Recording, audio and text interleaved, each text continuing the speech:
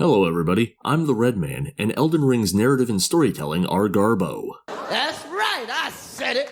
That Elden Ring's chromosomal pile of pretentious crap masquerading as a proper narrative is held in high regard, to the point of being nominated for Narrative of the Year at a truly farcical awards show, threatens to set video games as a storytelling medium back 30 years.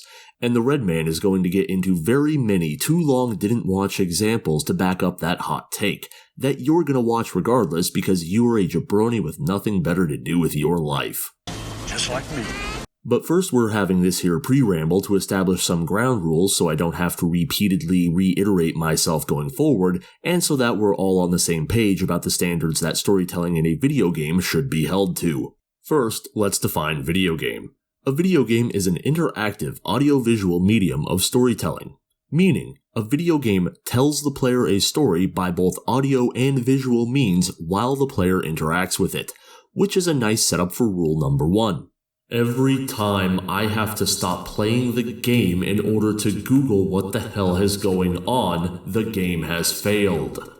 A video game is supposed to show and tell the story to me as I play through it with both its audio and what it's showing me on screen. I do not give a single rat fart if the description of some item hidden on the other side of the continent from where the plot is actually happening might vaguely allude to what's going on. So going forward, every time I say something to the effect of, "You have to Google it," know that the game has failed to properly tell its story. Now for rule number 2. If it isn't in the game, it doesn't count. I can't believe I have to spell that out, but defenses of this game's garbage stories often resort to whole-ass writing fanfiction or making purely speculative videos to fill in massive gaps in a given plot or cover significant failures of continuity. You'll see what I mean when we get to examples. Rule number 3. Item descriptions are cancer. I can't think of a single more clumsy, less effective, more immersion-killing way to communicate a story in a video game than item descriptions. In reading item descriptions, I am no longer playing a video game, but reading some lumpy Egypt's brainstorming notes. And while I'm not opposed to any reading in any video game, it should A, be kept to a minimum, especially in a $60 game with voice acting, and B, have some in-universe justification to exist. Codex entries in something like Mass Effect or Metroid Prime, and journal entries in just about every single vaguely medieval game made by someone other than the daffy fungus people at From Software can both be reasonably believed to exist in their respective fictional universes. What am I supposed to think about item descriptions? That the Tarnished is sitting by a site of grace, reading letters that have magically been graving into the side of every item in his inventory by the god of plot himself? That is such horseshit.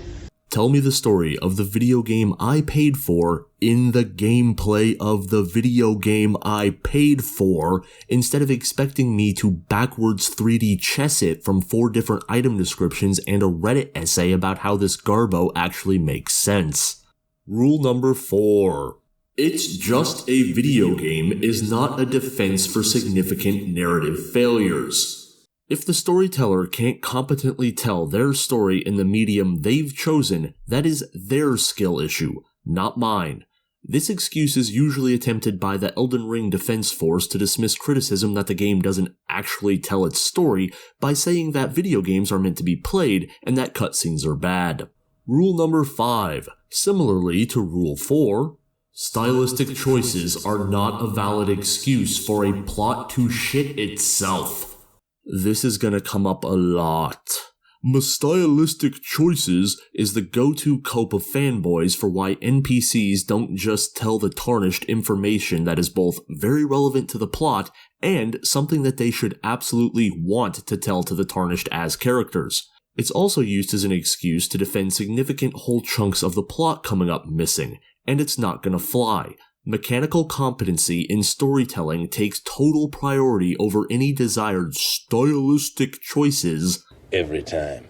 So there are some rules to keep in mind moving forward. Up next, I will show specific examples of how plotlines in this game fail completely in order to illuminate the narrative problems that plague this entire game.